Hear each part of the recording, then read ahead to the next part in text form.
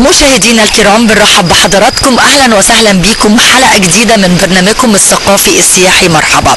النهارده احنا موجودين مع حضراتكم في اجواء جميله، اجواء صيف 2016 مع حضراتكم بحلقه متنوعه ومتجدده من برنامج مرحبا. نتمنى ان انتم تسعدوا معنا.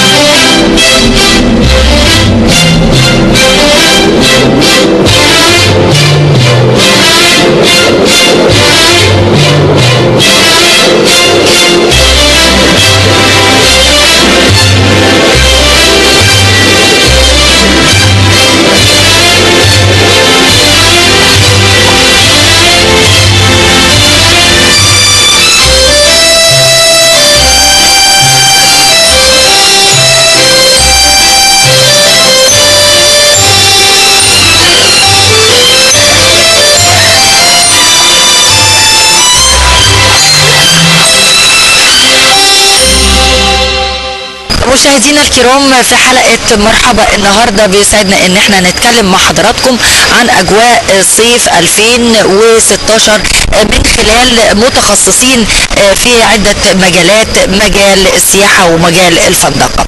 بيسعدنا ان احنا النهاردة يكون معانا الاستاذة او الدكتورة نهى ابراهيم. برحب بحضرتك دكتورة نهى، عرفيني اكتر بالتايتل بتاع حضرتك. انا مدرس دراسات سياحيه باحدى المعاهد العليا للسياحه والفنادق في اسكندريه. اهلا وسهلا بيكي دكتوره نهى. ودكتور اسلام فتحي، عرفني اكتر بالتايتل. دكتور اسلام فتحي، دكتور اداره فنادق، كليه السياحه واداره الفنادق، جامعه القاهره. اهلا وسهلا بحضرتك. يعني احنا بنتكلم عن شق سياحي زي ما قلت، وشق كمان فندقه، اداره فنادق، وطبعا حاجتين ما بيتجزئوش عن بعض لما بنتكلم عن السياحه. خليني اوجه السؤال، طبعا ليديز فيرست، معلش يا دكتور، اتكلم مع دكتوره نهى. دكتوره نهى، لو حبيت ان انا اتكلم مع حضرتك في اطلاله سريعه عن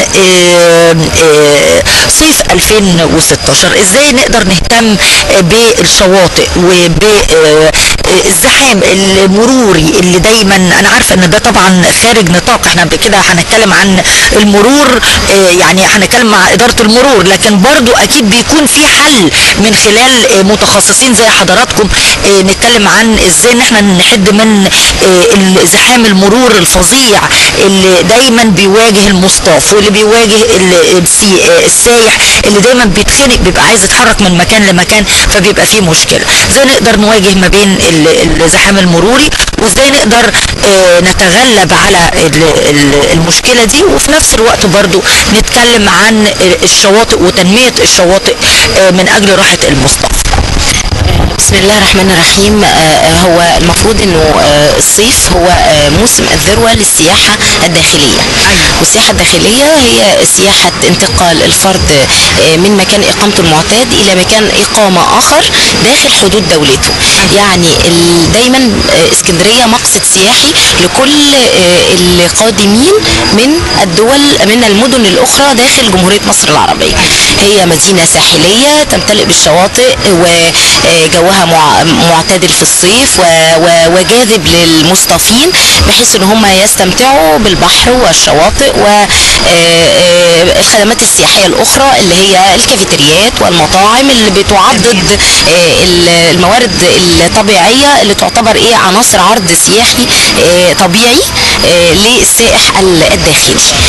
فمن الطبيعي ان يكون هناك اقبال شديد على مدينه اسكندريه في الصيف. هو ده الموسم، ده موسم الذروه يعني، فطبيعي يكون في ازدحام. يعني الشيء الطبيعي ان يكون هناك ازدحام. تمام. هذا الازدحام هو بيعبر عن كثافه الحركه السياحيه الوافده الى الاسكندريه. يعني احنا عايزين اسكندريه تبقى ممتلئه مصطافين، بس المساله تنظم اكتر. يعني المساله تبقى فيها نظام، يعني من قبل يعني الجهاز المسؤول عن المرور في الاسكندريه هو اللي بينظم هذه الحركه. خلينا علشان نتكلم اكتر عن فصل الصيف وصيف 2016، ازاي نقدر يعني نتكلم على تنميه الشواطئ. الوعي السياحي ده بيربى من المدارس ومن البيت. تمام. فانا بس ما كانش موجود قبل كده يعني دكتورة، ما كانش فيه، ما كناش بنشوف على صفحات التواصل الاجتماعي الناس بتلبس بالشكل ده. هو علشان ما كانش فيه فيما قبل صفحات التواصل الاجتماعي بهذا الانتشار. يعني حاليا الناس كلها بتستعمل الفيسبوك، فطبيعي بيصوروا اي حاجة بيشوفوها. هي الفكرة كلها مرتبطة بايه؟ ليه ده لابس لباس بحر غير مناسب وفي مشاكل وفي كده؟ لانه مرتبط بالوعي السياحي. الوعي السياحي اذا نمي عند الافراد من البيت ومن المدرسة، هيبقى فيه يعني احترام للمكان السياحي، هيبقى فيه احترام للبيتش للشاطئ. يعني تقليد معين، الناس تلبس حاجة معينة بطريقة معينة حتى لو هو تقاليده لا تسمح بانه يلبس لباس بحر مفتوح او حاجة، وفي اماكن مغلقة للسيدات وكذا. بس هي الفكرة مرتبطة بالوعي السياحي. لازم يربى عند الطفل ومن الاسرة وفي المدرسة انه السياحة دي مظهر حضاري وقيمة اقتصادية. تمام. فلازم المواطن يكون بيراعي ده علشان منظره قدام العالم بعد كده، لان احنا كل ده موثق على صفحات التواصل الاجتماعي زي ما حضرتك بتقول يعني. طيب لو حبينا نتكلم على تنمية الشواطئ هنقول ايه؟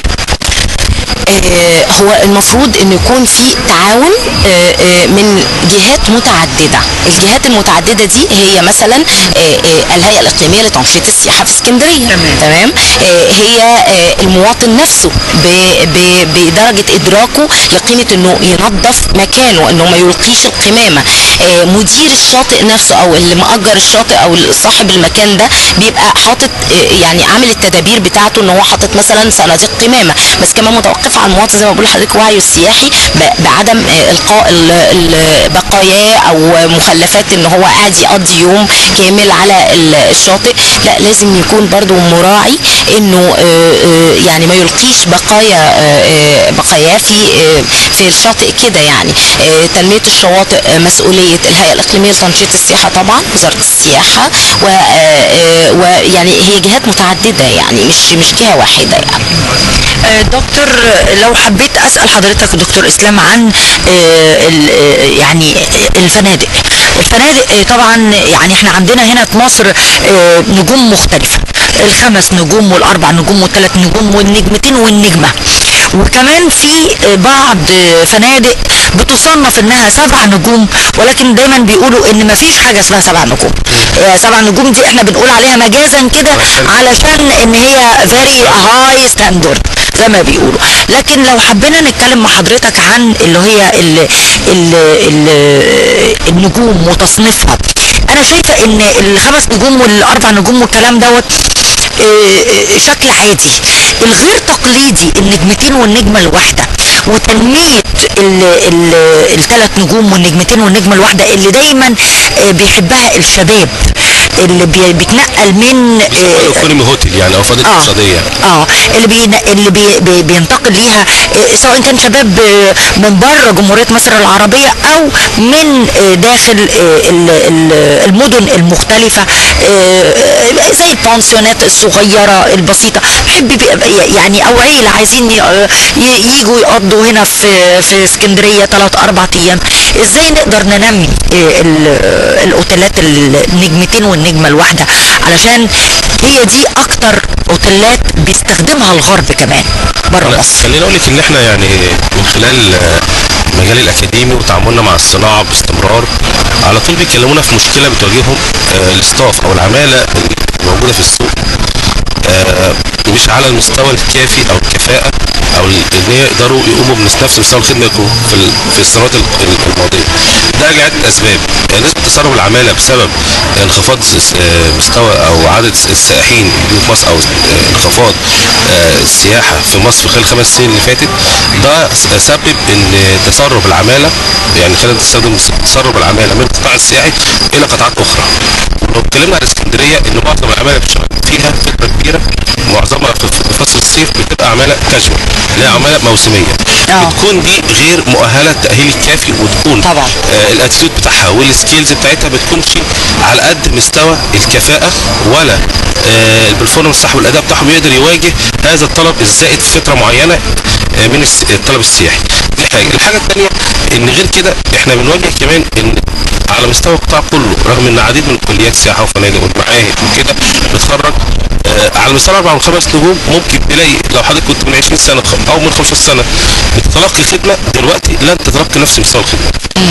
ده رجع بالذات عنصر النظافه الهايجينيتي، يعني دايما يقول لك النجمتين والنجمه الواحده، ناس كتير قوي بتخاف تقول لك الملايات مش بيتم تنظيفها او تغييرها، الاوضه مش بتطهر بشكل جيد، الحمامات في حمامات بتبقى بره الاوضه، في حمامات بتبقى جوه الاوضه. والفور ستار نفسهم مش على نفس مستوى الخدمه اللي هو كان في الصمت. طب ده راجع لعده اسباب زي ما قلت لحضرتك، الاستاف، السكيلز، انخفاض المرتبات في الفتره دي، ده سبب ان كتير قوي من خريجين السياحه ممكن يفضلوا قطاعات اخرى. فبتلاقي الكفاءات تخرج من قطاع السياحه يعني بتروح قطاعات اخرى، على سبيل المثال البنوك وشركات الاتصالات من دلوقتي اكتر القطاعات اللي بتكسب الطلاب او الكفاءات في خريج السياحه. دي حاجه، وبالذات لو من الجامعات الكبيره. دي حاجه. الحاجه الثانيه بالنسبه للفندق النجمتين والثلاث نجوم والنجمه دول احنا لازم نهتم بيهم. طب نهتم بيهم ازاي؟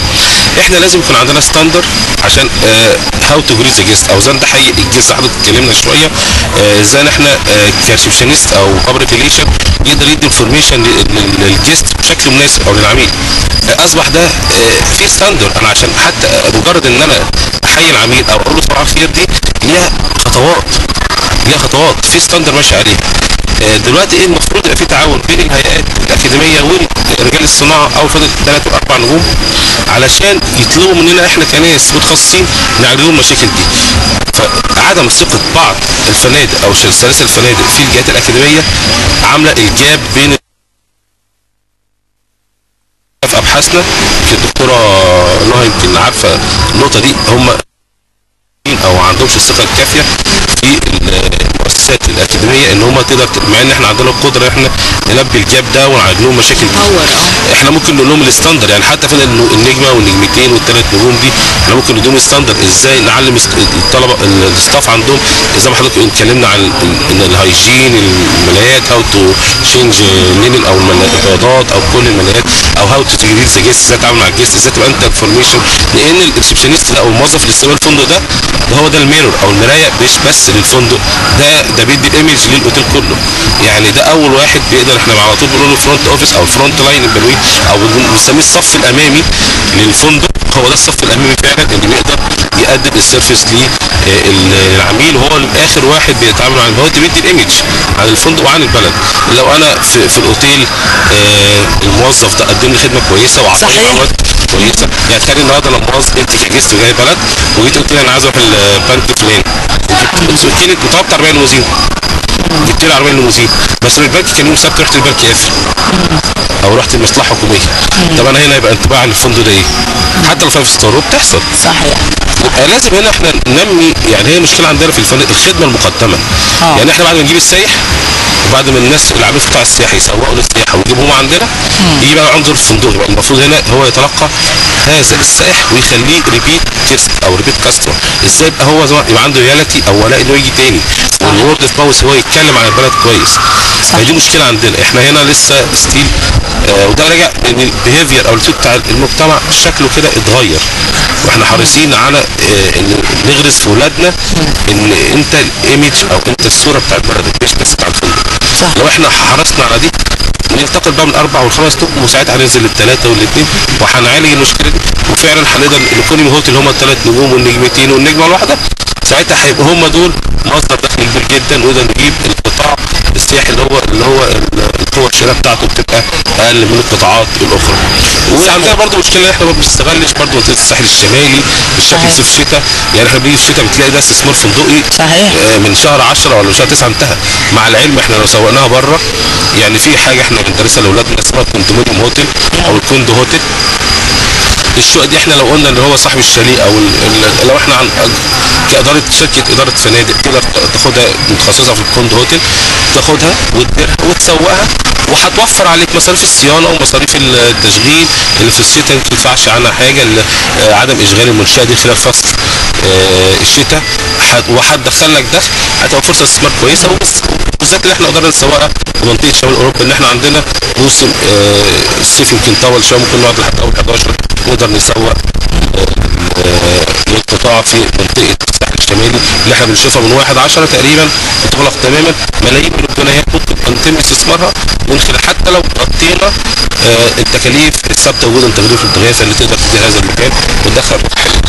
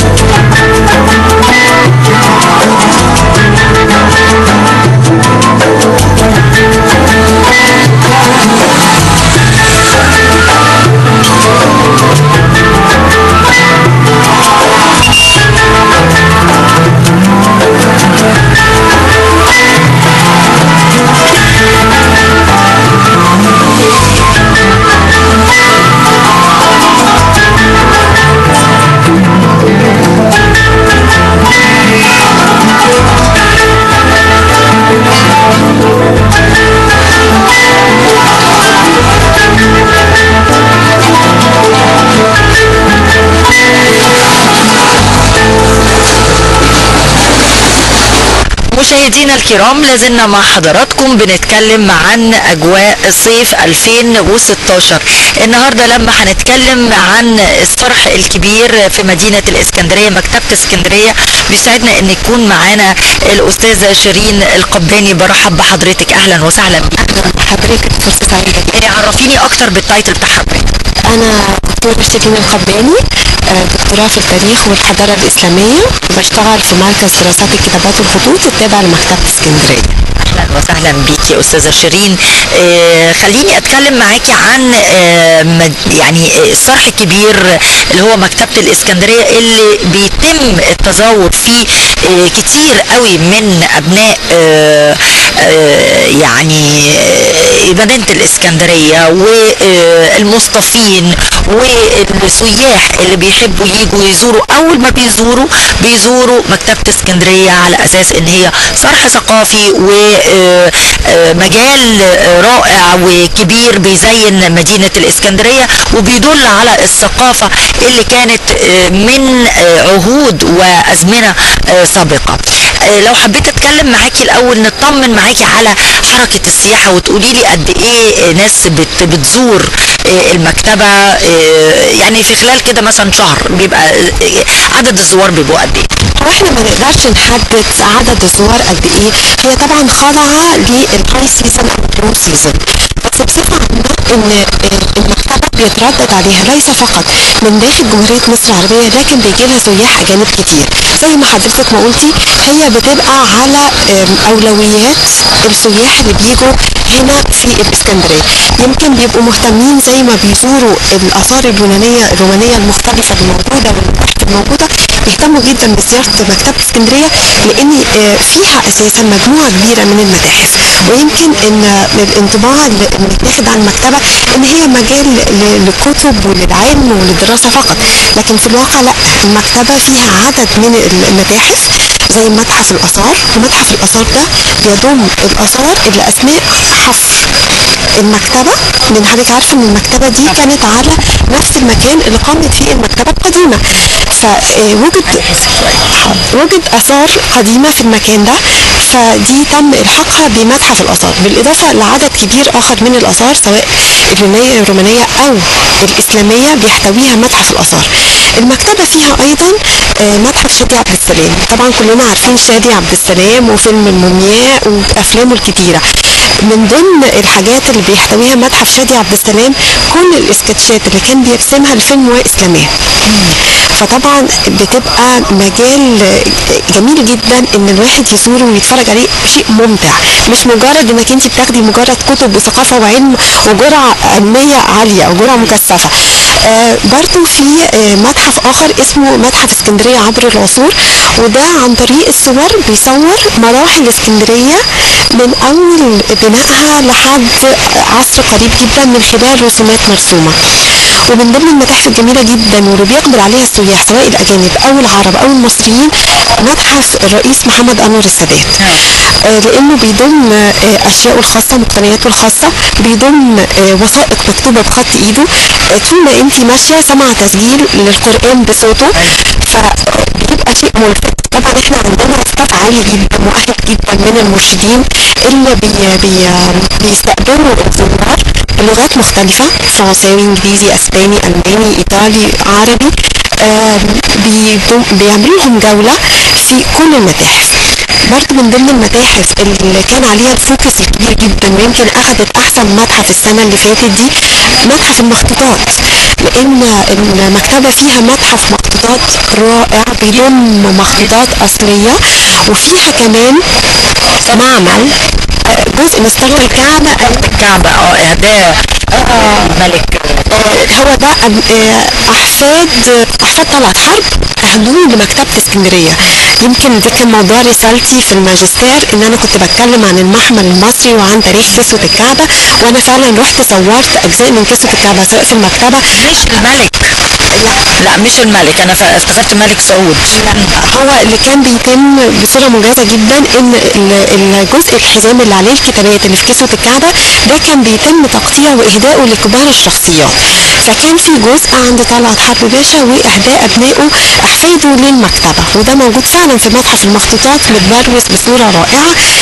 ده بيبقى من ضمن الحاجات اللي بيشير اليها المرشد اللي بيعمل الطور داخل متحف المخطوطات، بالاضافه لمخطوطات اصليه موجوده في صور وفي مخطوطات اصليه سواء باللغه الكتابه العربيه او باليونانيه، يعني في فرايتيز، في تنوع كبير جدا في المجال ده. وملحق بالمتحف ايضا معمل لترميم المخطوطات هو على مستوى عالي جدا، واللي عاملين فيه يعني متدربين بمستوى كبير جدا، لدرجه ان بيلجأ اليهم العديد من المؤسسات العالميه بيطلبوا خبرتهم ان هم يعني تراسكيو، ان هم ينقذوا المخطوطات من الضياع ويرمموها.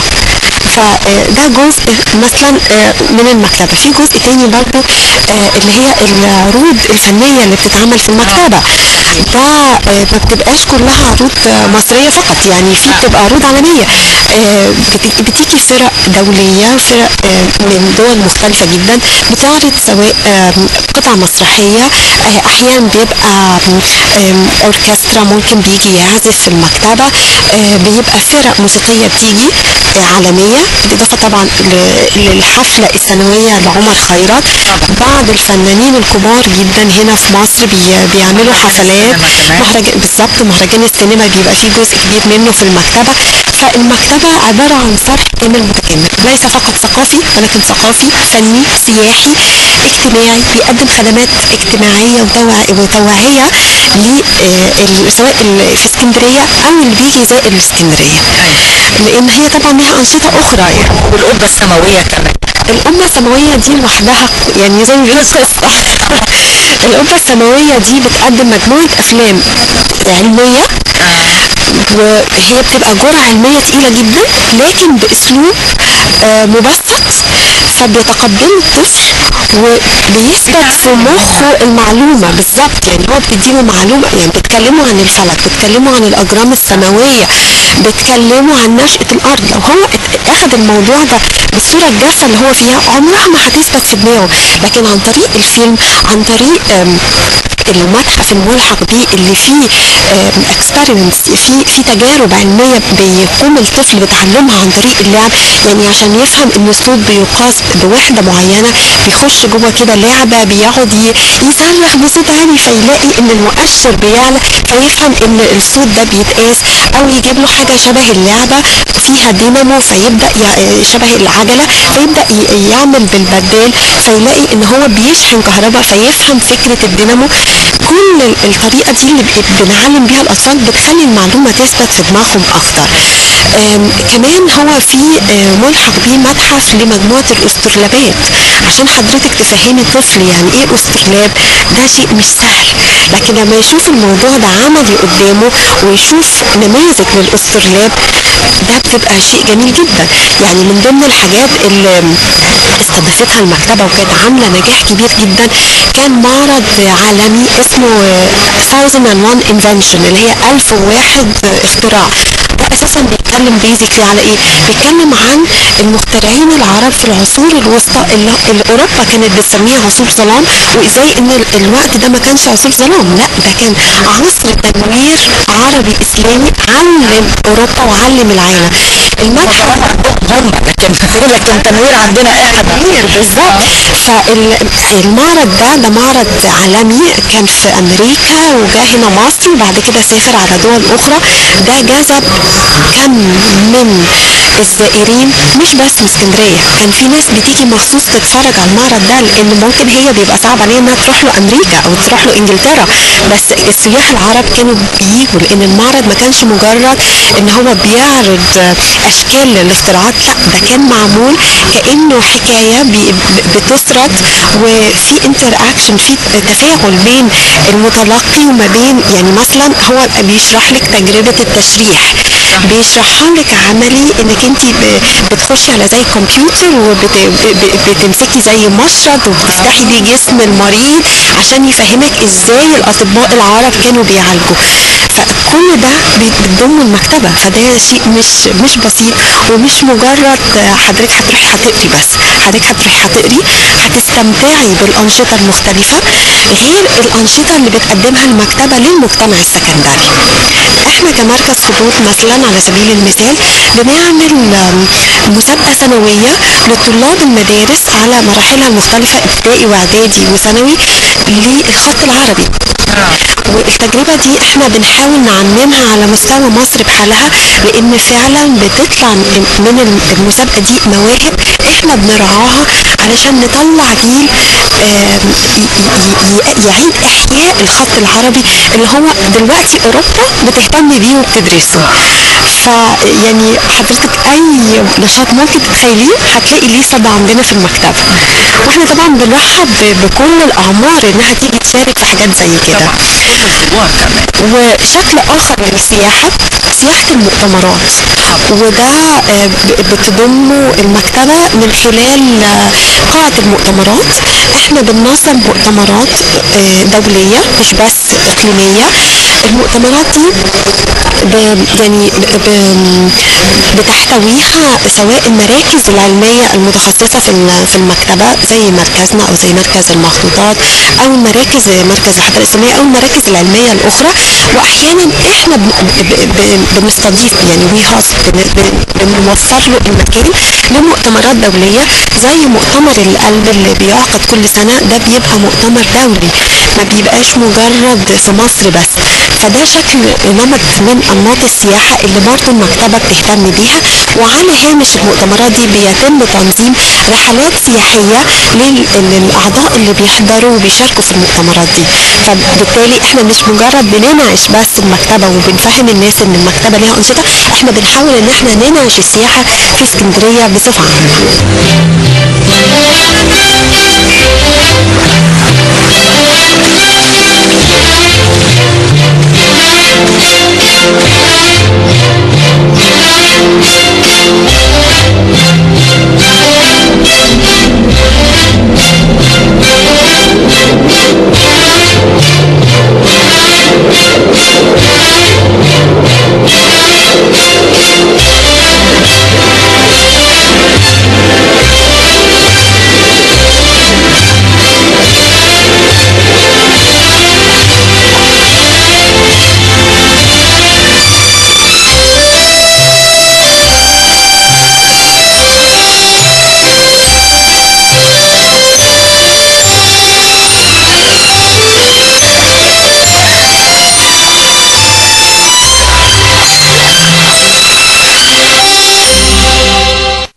حلقتنا مشاهدينا الكرام، لكن لم ولن تنتهي الجولات بعد داخل مدينة الصغر مدينة الإسكندرية. الجميلة. إذا حبيتوا برنامج مرحبا دوسوا لنا لايك على صفحة البرنامج، وادخلوا صفحة البرنامج www.facebook.com/برنامج مرحبا. نراكم في الأسبوع المقبل، لكم منا أرق التحيات، كونوا على موعد، إلى اللقاء.